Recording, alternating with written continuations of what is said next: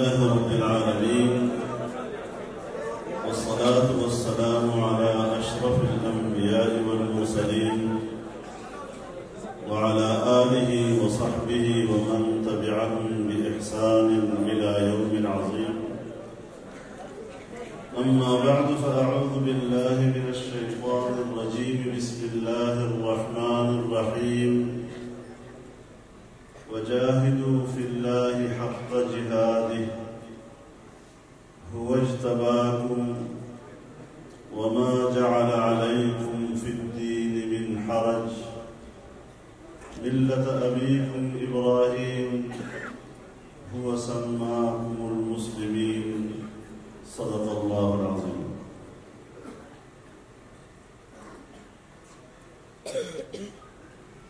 جناب صدر محترم،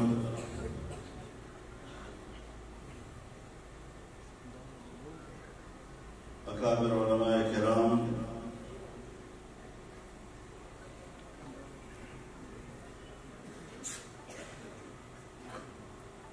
مانسہرہ ضلع کے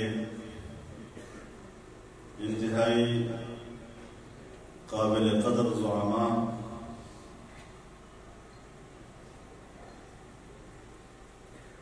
میرے بزرگوں، دوستوں اور بھائیوں، سب سے پہلے تو میں اس جامعہ کے فضلاء کرام کو مبارکباد پیش کروں گا جنہوں نے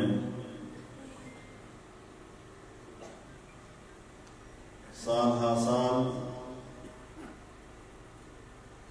دینی مدارس کی خاک چھانی، قرآن حدیث کے علوم سے اپنی علمی تشنگی دور کی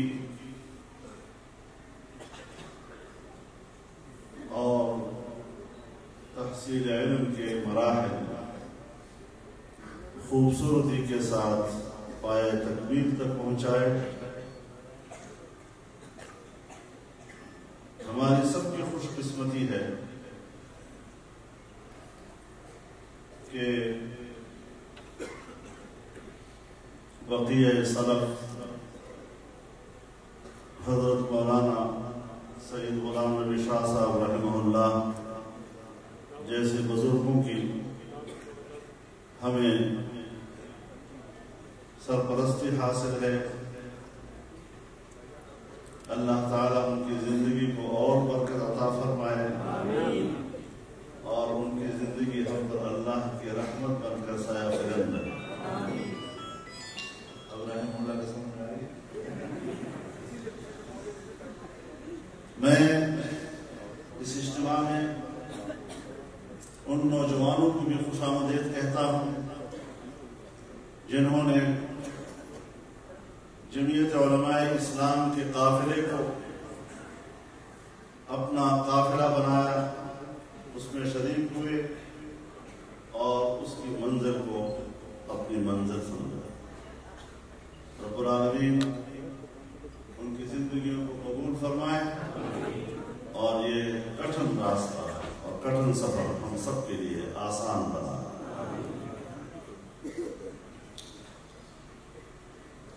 میرے محترم دوستو، بڑے مختصر وقت میں آپ کے پاس آنا طے ہوا.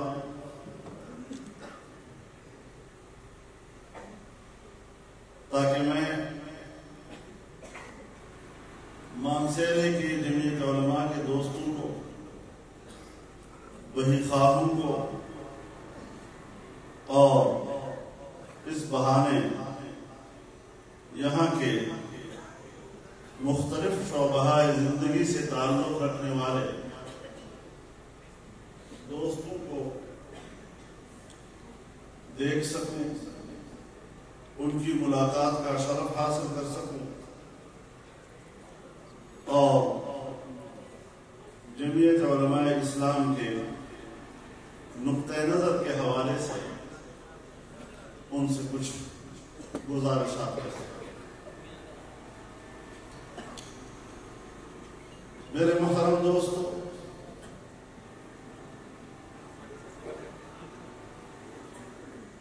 یہ ایک حقیقت ہے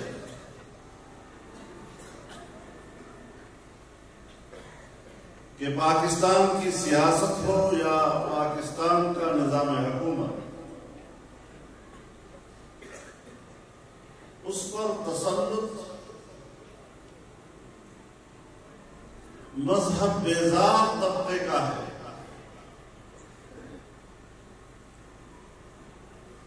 جو قیام پاکستان سے لے کر آج تک انگریز دور کے تعلیمات کی روشنی میں اپنے ملک کو چلا رہے ہیں۔ کبھی وہ امریکہ سے روشنی حاصل کرتے ہیں، اور یہ بھی آپ کو معلوم ہے کہ دنیا کی معیشت پر قبضہ یہود کا ہے، تو یہودی لابی بھی ہمارے ملکی نظام میں دخیل ہونے اور ہمارے صبح و شام پہ اور ہمارے وسائل پر قبضہ کرنے کا سوچتا ہے۔ جمعیت علماء اسلام کو اس صورتحال کا سامنا ہے۔ ہم ہمیشہ یہی پیغام دنیا کو دیتے چلے آئے ہیں کہ پاکستان اسلام کے نام پر قائم ہوا اور اسلام ہی کے ساتھ اس کا استحکام وابستہ ہے۔ اسلام کے بغیر پاکستان ماضی میں بھی محفوظ نہیں رہ سکا، اور پاکستان کے بغیر پاکستان کا مستقبل بھی محفوظ نہیں رہ سکتا۔ یہ ایک طے شدہ سوچ ہے۔ اسی سوچ کے تحت ہم پاکستان کی سیاست کا حصہ ہیں، اور آج جمعیت علماء کو ایک عوامی تائید حاصل ہے۔ پاکستان کی سیاست کا ایک اہم جز بن چکا ہے، جس کے نظریے اور موقف کو نہ ملک کے اندر نظر انداز کیا جا سکتا ہے اور نہ بین الاقوامی سطح پر اس کو نظر انداز کیا جا سکتا ہے۔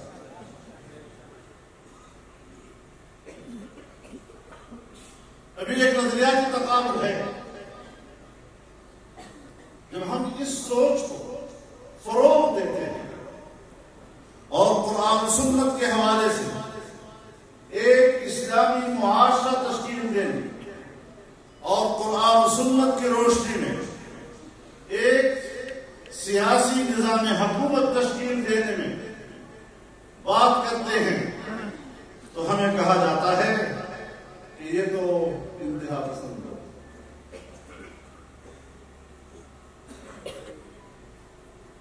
ہمیں تو ایک لبرل پاکستان چاہیے، ایک لبرل معاشرہ چاہیے، مادر پتر آزاد معاشرہ،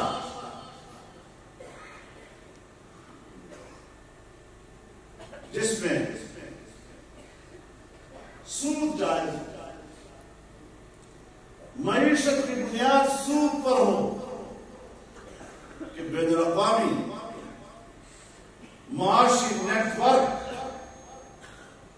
ہم سود کے بغیر اس نیٹ ورک کے ساتھ وابستہ نہیں رہ سکتے، ہماری معیشت متاثر ہو جائے۔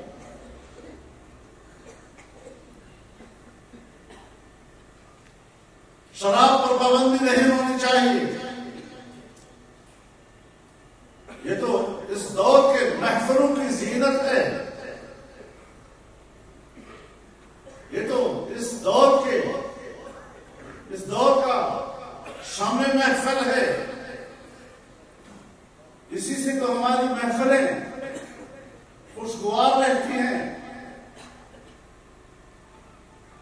بے حیائی اور فحاشی اور عریانی اس کے خاتمے کی بات کرنا، یہ تو بڑی تنگ نظری والی بات ہے۔ کھلا ڈھلا معاشرہ ہونا چاہیے جس میں جو آدمی جو چاہے وہ کرے۔ ہمیں اس نظریے کے لوگوں سے تصادم،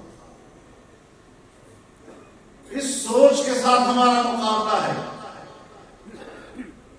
میرے دوستو، یہ سوچ آج کی نہیں ہے،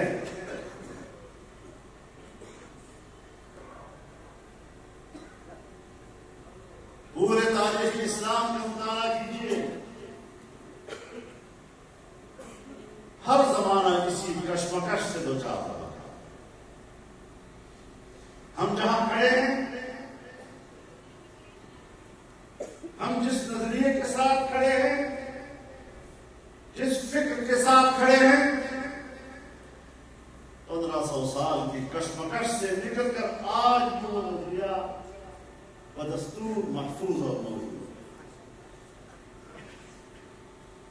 آج وہ آپ کے ہاتھ میں ہے، اور یہی امانت۔ انا عرضنا الامانۃ علی السماوات والارض والجبال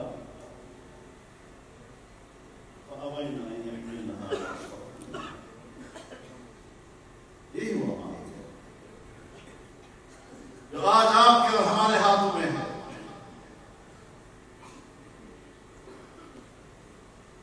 گھبرائیے نہیں، جب مکہ فتح ہوا اور اسلام ایک فاتح نظام کی صورت میں متعارف ہوا، تو طائف کے بنی ثقیف قبیلے کا وفد بھی مدینہ آیا۔ رسول اللہ صلی اللہ علیہ وسلم کی خدمت میں حاضر ہوا،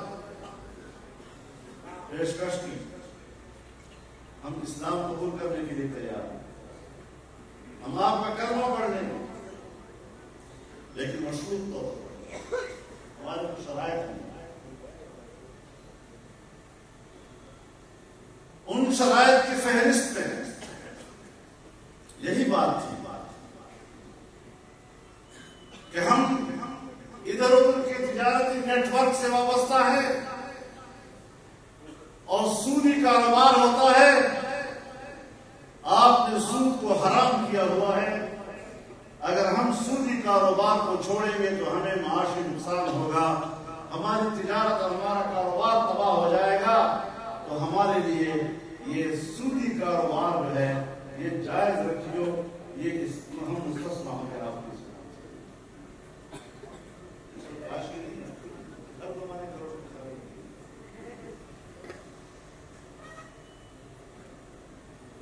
ان کے مطالبات میں یہ مطالبہ بھی تھا کہ ہماری سوسائٹی شراب کی عادی ہے، ہماری محفلیں شراب کے بغیر مکمل نہیں۔ آپ نے شراب کو حرام کر دیا ہے، لیکن ہمارے لیے شراب حلال نہیں ہے۔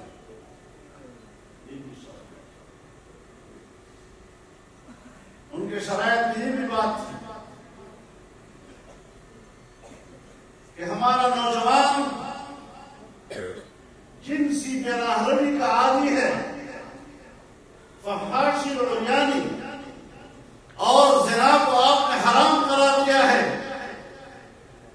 ہم کو اس سے مستثنا کر دیجیے، ہمارا نوجوان مستثنا رہے گا اس سے۔ ساری وہ باتیں ہیں جو آج کا روشن ہے، ذرا گہری نظر سے دیکھیں، مطالعہ کیجیے۔ جو چیز کسی زمانے میں، جو باتیں، جو سوچ، جو نظریہ، جو مطالبات کسی زمانے میں جاہلیت کی علامت ہوا کرتی تھی، آج کے زمانے میں اس کو روشن خیالی کا نام لے دیا گیا۔ سے ہمارا واسطہ ہے. سوچئے ذرا ہم کہاں کھڑے ہیں. سوچئے ذرا ہماری ذمہ داریاں کیا بنتی ہیں. کیا خیال ہے آپ کا اس تصور کے ساتھ، اس نظریے کے ساتھ، اس فکر کے ساتھ جنگ لڑتی ہے یا نہیں؟ رسول اللہ صلی اللہ علیہ وسلم نے یہ سارے شرائط مشترک ہے اور فرمایا غیر مشروط کلمہ ہو اور غیر مشروط کلمے کے خلاف. ہمارا موقف بھی ان قوتوں کے مقابلے میں بڑا واضح ہونا چاہیے کہ ہم اسلام کی بات کریں گے اور اسلام کی بات غیر مشروط ہوگی. یہ مغربی لیول ہے، یہ عالمی قوتوں کا دباؤ ہے اور ہم ان کو پاکستان کے اندر لا رہے ہیں. ابھی انگریز کی سوچ سے ہمیں نجات نہیں ملی. انگریز جس لابی کو اس ملک میں چھوڑ آیا ہمیں اس سے نجات نہیں ملی. امریکہ نے جو لابی اس ملک میں بنائی ابھی ہمیں اس سے نجات نہیں ملی. اب یہودی لابی براہ راست پاکستان میں آ کر ملکی سیاسی نظام کو کنٹرول کرنا. جب ہم یہ باتیں کرتے ہیں پتہ نہیں لوگ اس کو کیا کیا مانیں گے.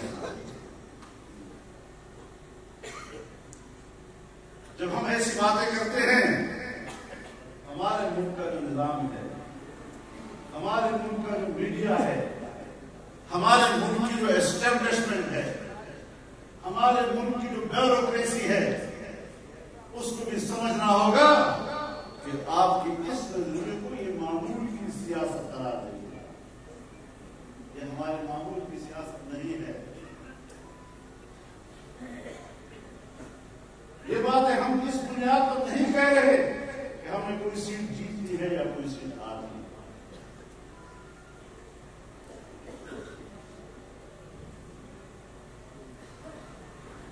ہم الیکشن میں ضرور حصہ لیتے ہیں، ہم ضرور پارلیمنٹ کی سیاست کرتے ہیں، ہم آئین اور قانون کے دائرے میں رہ کر سیاست کر رہے ہیں. لیکن اپنے اصولوں کے ساتھ کرنا ہے، اپنے نظریات کے ساتھ. آج کل ملک تقسیم کر دیا گیا اور ہر شخص حق کی بات کرتا ہے اور ملک کو اس طرح تقسیم کیا ہے کہ جیسے حکمران حق پر قابض ہے اور حزب اختلاف حق کا مطالبہ کرتا ہے. دو حصوں میں تقسیم ہے. جمعیت علماء اسلام فرائض کی بات ہے. ہم حکومت میں ہیں تب بھی اپنے فرض کو سمجھتے ہیں. اگر ہم حزب اختلاف میں ہیں تب بھی اپنے فرض کو سمجھتے ہیں. اور الحمدللہ ہم نے اپنا فرض نبھایا ہے. جو اسلامی سیاست سے ناواقف ہیں، جنہوں نے سیاست کے لیے مغرب کے اصولوں کو اپنا رہنما بنا لیا ہے، وہ اپنی اصطلاح اپنے پاس رکھے، اپنے تبصرے اپنے پاس رکھے، میڈیا کے معمول کے جملے اپنے پاس رکھے. ہم نے اصول کی بنیاد پر اس سیاست کی پیروی کرنی ہے جس سیاست کی تعلیم ہمیں انبیاء کرام سے.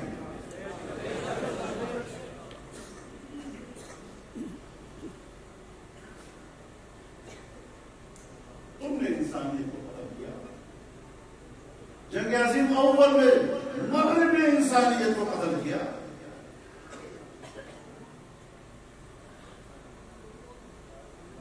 جنگ عظیم دوم میں مغرب نے انسانیت کو قتل کیا. جب کروڑوں انسانوں کو ختم کر دیا گیا اور افرادی قوت ختم ہو کر رہ گئی تو پھر روزگار کے لیے خاتون کو تعلیم دی کہ گھر سے باہر نکلنا آپ کا حق ہے. باہر نکلنا شریعت نے اس کے فرائض میں تو شمار نہیں کیا، لیکن مغرب کے فلسفے نے اس کا حق بنا کر اس کو ترغیب دی کہ آپ گھر سے باہر نکلیں۔ یہ بنیادی فرق ہے، بنیادی چیزوں کا امتیاز ہے۔ اس اعتبار سے ہم اس ملک کے حالات کے ساتھ سفر کر رہے ہیں اور اس میں اپنی چراغ جلائے ہوئے ہیں، اپنے سیاست اور انبیاء کی سیاست کے تصور کو ہم نے زندہ رکھا ہوا ہے۔ میں ان سے پوچھتا ہوں، میں ان لوگوں سے سوال کرتا ہوں جو قائد اعظم کا نام لیتے ہیں، جو بانی پاکستان کا نام لیتے ہیں، کہ جب پاکستان میں پہلی مرتبہ اسٹیٹ بینک آف پاکستان بنا اور اسٹیٹ بینک آف پاکستان کی افتتاحی تقریب میں قائد اعظم نے خود کہا کہ ہم نے اس ملک کی معیشت کی بنیاد مغرب کے تصور پہ نہیں رکھنی، ان کے اصول پہ نہیں رکھنی، ہم نے اسلام کو اصول میں رکھا۔ اور یہاں تک کہا کہ مغرب کا فلسفہ معیشت اس نے دنیا کو جنگیں دی ہیں اور تباہیاں دی ہیں۔ آپ نے پاکستانی معیشت کی بنیاد اس اصول پر رکھی، آج کدھر ہے وہ اصول؟ اور پھر کہتے ہیں ہم دنیا سے الگ کیسے چلیں گے؟ اس موجودہ سے گزشتہ کا پوپ آف روم جو پوری دنیا کی مسیحیت کا پاپا ہے اور ان کا مذہبی پیشوا ہے، اس نے کمیٹی بنائی کہ آپ بتائیں دنیا میں معیشت کا اصول کیا ہونا چاہیے، اس پر سفارشات مرتب کیجیے۔ اس کی کمیٹی نے سفارشات مرتب کی اور واضح طور پر لکھا کہ اگر ہم دنیا میں ایک کامیاب معیشت چاہتے ہیں تو ہمیں قرآن کے اصولوں کی پیروی کرنی ہے۔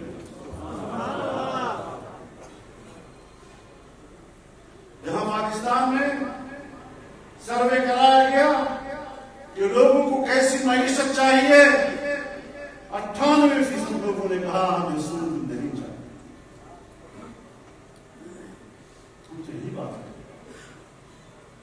آج مذہبی لوگوں کو کہاں کھڑا کرتے ہیں؟ جہاں انتہا پسندی کا ذکر ہوگا مولوی سے وابستہ کر دیا، داڑھی اور پگڑی کے ساتھ وابستہ کر دیا، جہاں دہشت گردی کا لفظ وابستہ کیا تو مذہبی دنیا کے ساتھ وابستہ کر دیا گیا، اور آج پوری امت مسلمہ ایک آزمائش کے دور سے گزر رہا ہے۔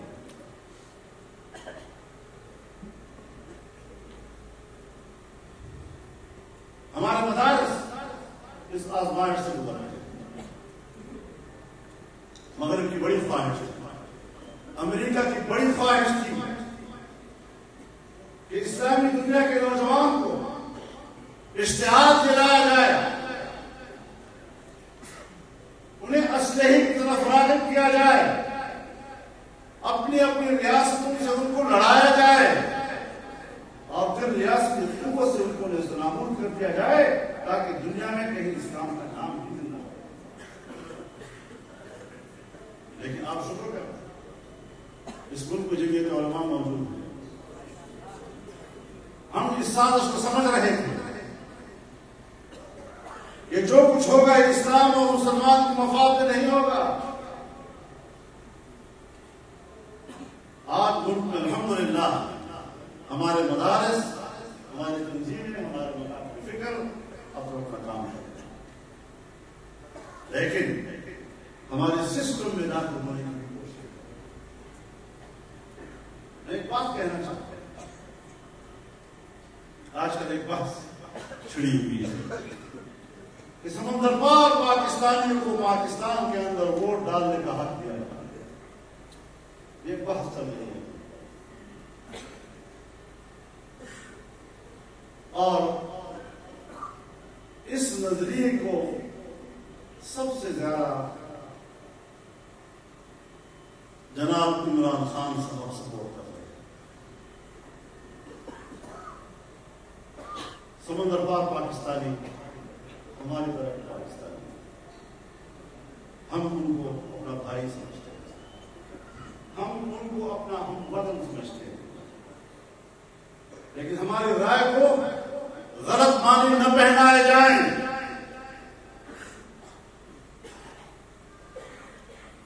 جو سیاسی لیڈر اس نظریے کو سپورٹ کر رہا ہے اور اچھل رہا ہے، بہت سے اداروں کو متاثر کر رہا ہے، بہت اہم شخصیات کو متاثر کر رہا ہے، اس سے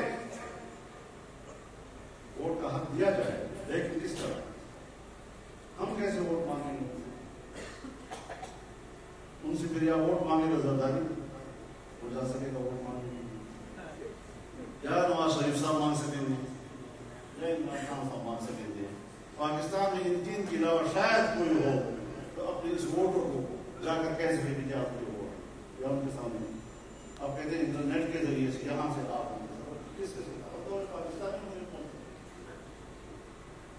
ہم پاکستان کے اندر کے الیکشن کو افورڈ نہیں کر سکتے.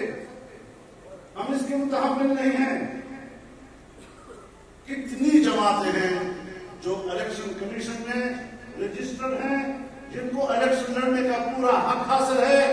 کیسے ان کو یہ سہولت مہیا ہوں گی کہ وہ ملک سے باہر کے ایک ووٹر تک رسائی حاصل کر سکے گا اور اپنا منشور کے ساتھ. لیکن میں اور بات کا خطرہ محسوس کر رہا ہوں. اس طریقے سے ملک سے باہر جو یہودی لابی ہے ان کو کس طرح پاکستان میں داخل کیا جائے. سمندر پار پاکستانیوں کے عنوان سے، خوبصورت عنوان سے، معصوم عنوان کے ساتھ اس طبقے کو اور اس پیسے والے کو، اس فکر اور ذہن کو، ان کے ایجنٹوں کو پاکستان میں لانے کے لیے راستے بنائے جا رہے ہیں. اور ظاہر ہے 1000 لوگوں میں اگر 2-3 آدمی بندے وہ بھی آ جائیں کیا پتہ چلے گا. اصل سازش یہی ہے کہ جو قوتیں جن کے بارے میں ہم کہہ چکے ہیں کہ وہ پاکستان کے اندر ایک نئی لابی اور ایک یہودی لابی کو سپورٹ کرنا چاہتے ہیں اور ان کے لیے یہاں کام کرنا چاہتے ہیں. آج سمندر پار پاکستانیوں کے حوالے سے، یورپ کے اندر رہنے والے پاکستانیوں کے حوالے سے وہ سمجھتے ہیں کہ ہم یہاں پر اپنی لابی کو پاکستان میں ڈالیں. اور جب میں یہ باتیں کرتا ہوں، انہوں نے کہا ایک بیان دیا مجھے ایک ملک بتا دو جس نے آج تک یورپ میں میرا ویزا مسترد کیا. کوئی ایک مجھے ملک بتا دو کہ اگر میں نے جانا چاہا ہو میرے راستے کو بھی رکاوٹ بنا. ایسی بے خبر نہ دینا. ہاں وہ بھی سمجھتے ہیں کہ یہ شخص جو آج ہمارے ملک میں آ رہا ہے اور ہمارے ملک میں آ کر ہمارے ساتھ بیٹھے گا، یہ ہمارے نظریے سے تصادم کرے گا. اتنا پتہ ضرور ہوگا. یہ یورپ میں بھی آ کر اپنے نظریے کی وکالت کرے گا اور جب آپ لوگ جاتے ہیں تو وہ مطمئن ہوتے ہیں کہ وہ یہاں پر ہمارے نظریے کی وکالت کرے گا. وہ تمہیں بھی جانتے ہیں اور ہمیں بھی جانتے ہیں.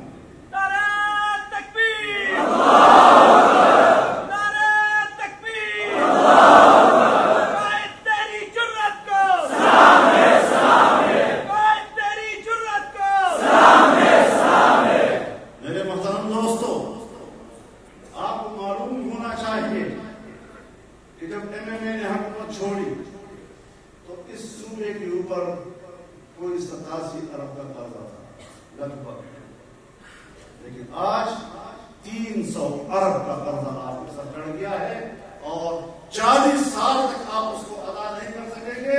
آپ کی اگلے 2 نسلیں جا کر مشکل سے اس قرضے کو اتار سکیں گے.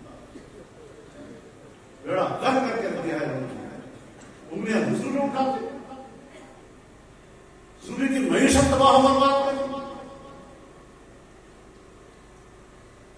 ایک بات ان کے منہ سے سچ نکلی ہے کہ شکر ہے کہ اللہ نے ہمیں مرکز میں حکومت نہ دی، ورنہ ہم اس کا وہی حشر کر دیتے جو ہم نے اپنی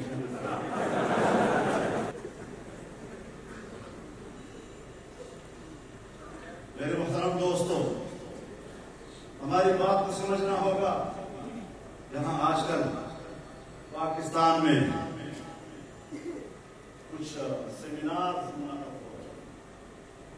اور ہماری اسٹیبلشمنٹ کی نگرانی میں منعقد ہو رہے ہیں اور اس میں مذہبی مکاتب فکر کے علماء کرام کو بلایا جاتا ہے. پیغام پاکستان کے نام سے ایک بیانیہ جاری ہوتا ہے جس میں علماء کرام کہتے ہیں کہ ریاست محترم ہے, ریاست کے ہم وفادار ہیں. ہم سے کیوں آج تم وفاداری لے رہے ہو؟ ریاست کے تو ہم ہمیشہ وفادار ہیں. ریاست کے نظام کو آپ لوگوں نے در بدر کیا. ملک کی معیشت کو 70 سال سے تم چلا رہے ہو. ملک کی دفاع آپ لوگوں کے ہاتھ میں ہے. ملک کی سیاست آپ لوگوں کے ہاتھ میں ہے. خارجہ پالیسی آپ کے ہاتھ میں ہے. نہ آپ کی خارجہ پالیسی کامیاب, نہ آپ کی دفاعی پالیسی آزاد, نہ آپ کی معاشی پالیسی آزاد ہے. سب کچھ تمہارا بین الاقوامی دباؤ میں ہے.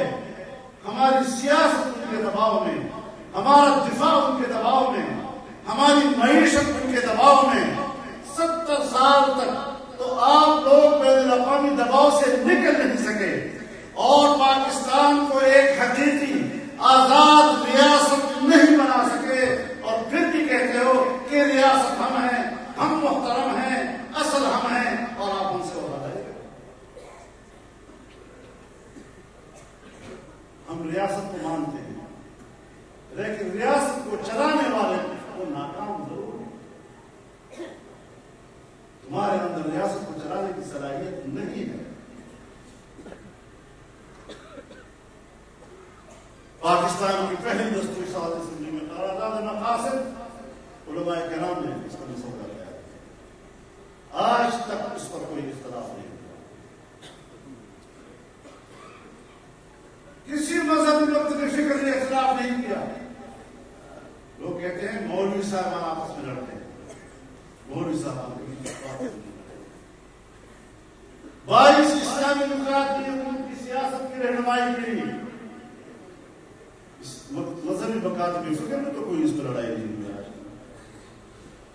سن 1973 کا آئین دیا, متفقہ اسلامی دفعات دیے, اور مجھے یاد ہے اس وقت کی حکومت نے چیلنج کیا علماء کو کہ آپ تو مسلمان کی تاریخ پر متفق نہیں ہیں. اور اسمبلی کے اندر ہمارے جو اکابر موجود تھے انہوں نے اسی وقت چیلنج کو قبول کیا اور 24 گھنٹے کے اندر ان کے سامنے مسلمان کی تعریف رکھ دی اور کوئی اس سے اختلاف نہیں.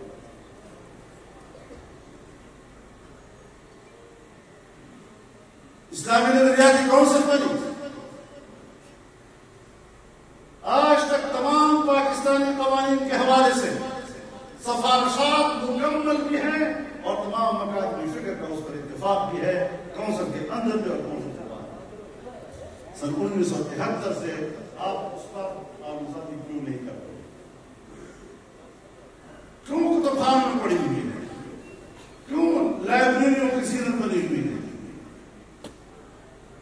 کون ذمہ دار ہے اس کا؟ الزام مذہبی دنیا کو دیتے ہیں. ایک زمانے میں ہم آئین پر نظر ثانی کر رہے تھے جس کے نتیجے میں 18ویں ترمیم پاس ہوئی. تو ایک سیکولر اور ایک قوم پرست لیڈر نے کہا کہ ملک میں امن تب آ سکتا ہے اگر مذہب اور ریاست کے درمیان رشتہ ہو جائے. ریاست سے مذہب کو دور کر دو تو امن آ جائے گا, اور اگر نہیں تو پھر یہ شیعہ سنی دیوبندی بریلوی یہ پھر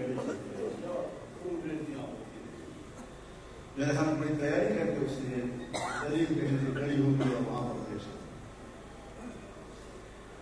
تو میں نے کہا کہ ہم اس پر تبصرہ کرنا چاہتے ہیں. ملک میں خون خرابے کے اسباب ایک نہیں ہیں.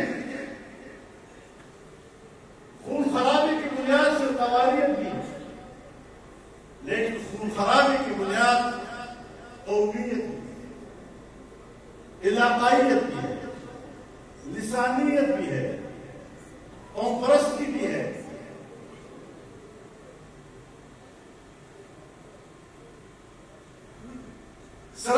پنجابی کو لڑایا جا رہا ہے، سندھی مہاجر کو لڑایا جا رہا ہے، بلوچ پشتون کو لڑایا جا رہا ہے، فسادات کرائے جاتے ہیں، خون بہایا جاتا ہے. تو اسباب ایک تو نہیں، آپ اسے ایک سے روک کریں گے. ہاں، دیکھنا یہ ہے کہ ہر نعرے کے پیچھے ایک سیاسی قیادت ہے.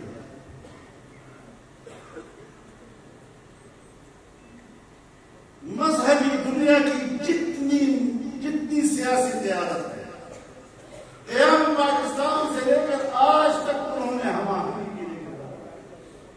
لڑایا نہیں، قرارداد میں پاس ہو، باعث اسلامی دفعات ہو، دستور پاکستان کی اسلامی دفعات ہو، اسلامی نظریاتی کونسل کی سفارشات ہو، متحدہ مجلس عمل تک ہمیشہ ان لوگوں نے یکجہتی کی بات کی ہے.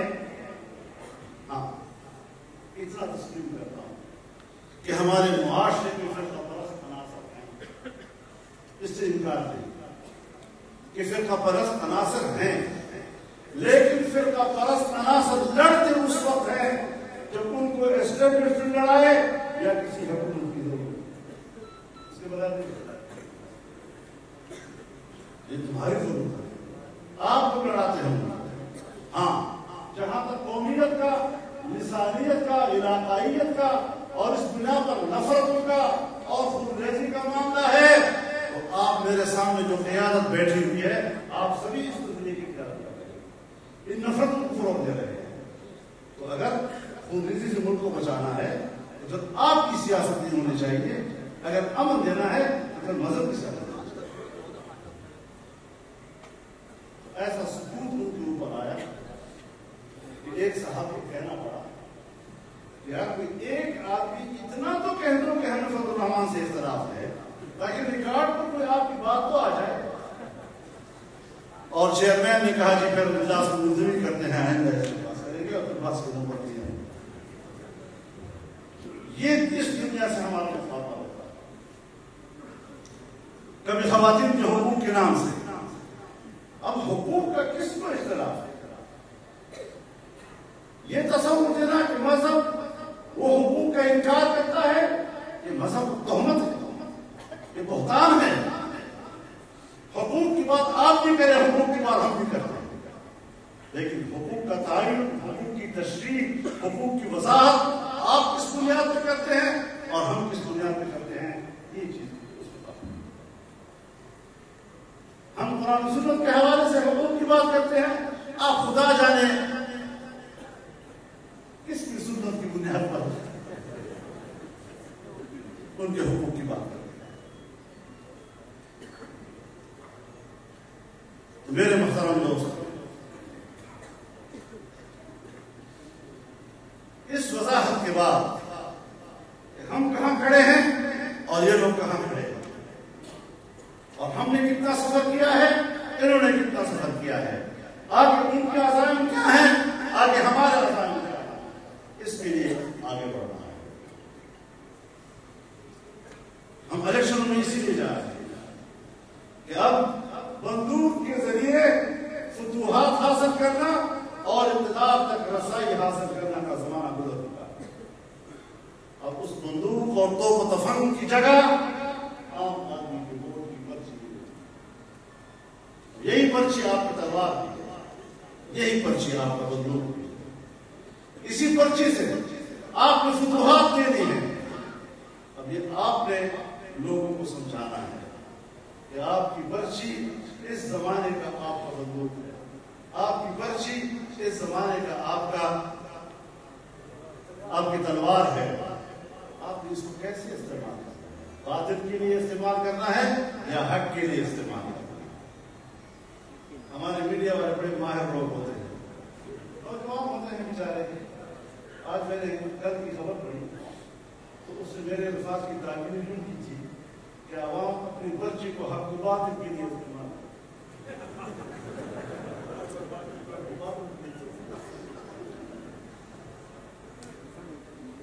آپ اپنی پرچی کو باطل کے مقابلے میں حق کے لیے استعمال کریں.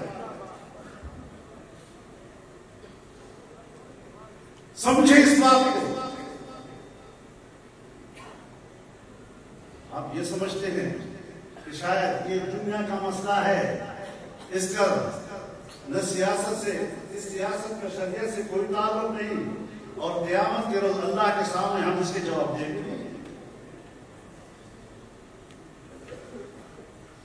مجھے آپ بتائیں کہ جب جنگیں لڑی جاتی تھیں صحابہ کرام کے زمانے میں, اس کے بعد کے زمانوں میں, ایک طرف بھی تلوار, دوسری طرف بھی تلوار, ایک طرف بھی نیزہ, دوسری طرف بھی نیزہ, ایک طرف بھی گھوڑ سوار, دوسری طرف بھی گھوڑ سوار, ایک طرف بھی صف بندی ہو رہی ہے, دوسری طرف بھی صف بندی ہو رہی ہے. جنگ کی جو اصول ایک طرف ہوتے تھے, جنگ کے وہی اصول دوسری طرف ہوتے تھے. کیا اس وقت کوئی سوال کرتا تھا کہ دونوں کے طور طریقے تو ایک ہی طرح ہیں, تو ان میں فرق کیا ہے؟ کبھی یہ سوال اس زمانے میں کسی نے کیا؟ تو آج اگر ایک طرف مذہبی دنیا ہے اور جمعیت علماء ہے اور قرآن و سنت کی بنیاد پر منشور ہے, اور اس بنیاد پر ہم پبلک میں جاتے ہیں, تو آپ یہ مت دیکھیں کہ دونوں جلسے بھی کر رہے ہیں, دونوں ووٹ بھی مانگ رہے ہیں, دونوں پارلیمنٹ میں بھی جا رہے ہیں, دونوں انتخابی سیاست کا حصہ ہے, تو پھر دونوں ہماری نظر میں برابر ہیں. نماز تو ہم ویسے بھی پڑھتے ہیں.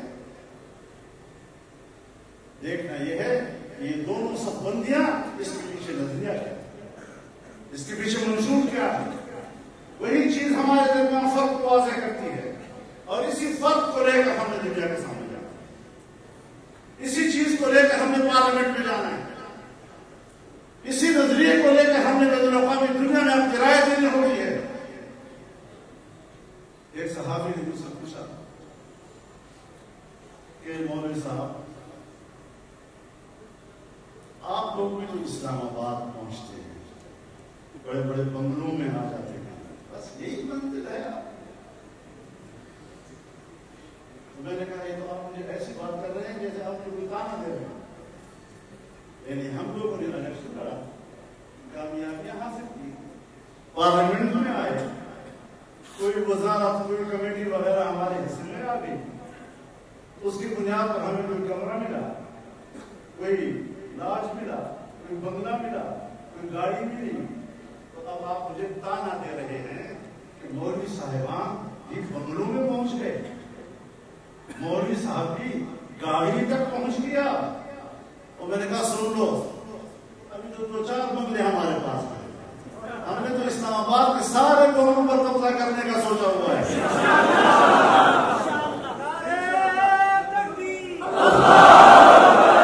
میں نے کہا اسلام آباد کے بنگلے تمہارے باپ دادا کی جاتی ہیں,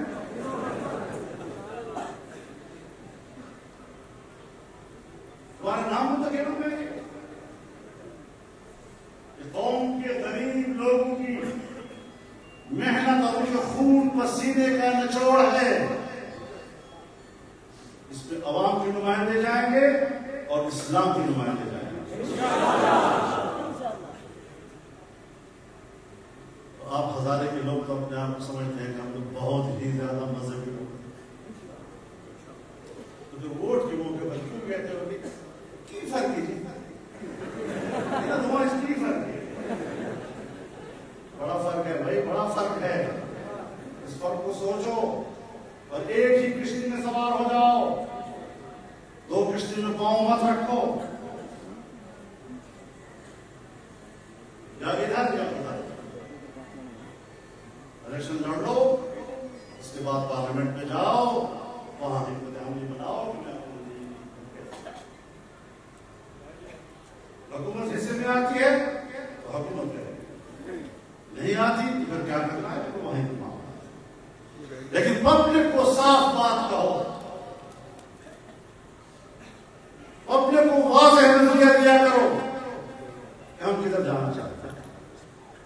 کسی میں عزت بھی ملے, کسی میں صحت بھی ملے, کسی میں کامیابی ملے, تو عام آدمی کو سمجھا دیجیے. تو یہ بات آپ کو سمجھ میں آئے گی.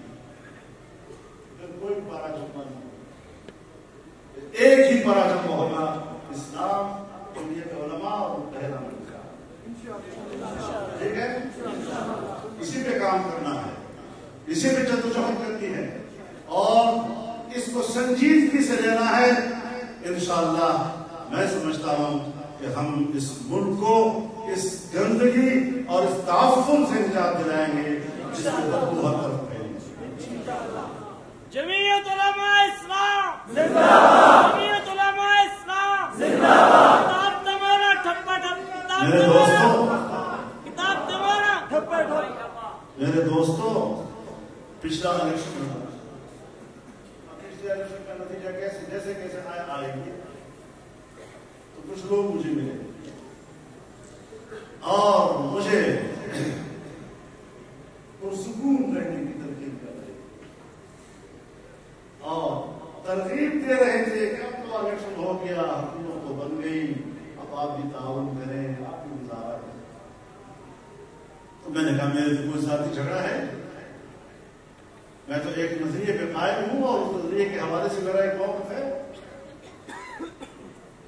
تو 3 میٹنگیں انہوں نے میرے ساتھ کی، بڑے بڑے لوگ تھے جن کا میں نام اس لیے نہیں لینا چاہتا کہ وہ اپنا نام خفیہ رکھنا چاہتا۔ تو مجھے کہا جب یہ باتیں ساری ہوئی تو میں نے کہا جی اس موضوع کو مزید بات نہیں ہو سکتی اور آئندہ میں کوئی میٹنگ آپ کے ساتھ اس موضوع پہ نہیں کر سکوں گا، اس سے آپ تشریف لائے گا۔ خاموش ہو گئے تو مجھے کہنے لگے کہ آپ تو بات ہی بند کر دی۔ میں نے کہا میرے طرف سے نہیں ہے اور مزید بات جانیں۔ انہوں نے کہا کہ ہماری بھی سنو۔ کہتے ہیں ہم 2-3 سال سے آپ کی تقریروں کو نوٹ کر رہے ہیں، آپ کہتے ہیں یہ آدمی یہودیوں کا ایجنٹ ہے اور یہ دنیا میں تہذیبوں کی جنگ ہے اور مغربی تہذیب کی بنائی، یہ کہتے ہیں کہ نہیں؟ مجھے کہا ہم نے صحیح رپورٹ کیا ہے، صحیح رپورٹ کیا، مجھے کہنے لگا دونوں بات کافی ٹھیک ہے، کہنے کہ دونوں بات، لیکن ایک بات ذہن میں رکھنا ہے کہ دنیا کی معیشت یہودیوں کے ہاتھ میں ہے اور یقیناً تہذیبوں میں جنگ ہے، چونکہ میں تقریباً کوشش کر رہا ہوں کہ آپ کو چونکہ پشتون بیلٹ میں مذہب کی جڑیں گہری ہیں اور ان گہری جڑوں کو اکھاڑنے کے لیے ان سے بہتر آدمی ہمارے پاس۔ یہودی ایجنٹ یہودی ایجنٹ یہودی ایجنٹ اسلام اسلام زندہ باد۔ ان کی طرف سے آئے ہوئے لوگ اور وہ اس اعتراف کا اظہار میرے سامنے کر رہے ہیں۔ اب آپ بتائیں کہ اس کے بعد میرے اندر پختگی آئے گی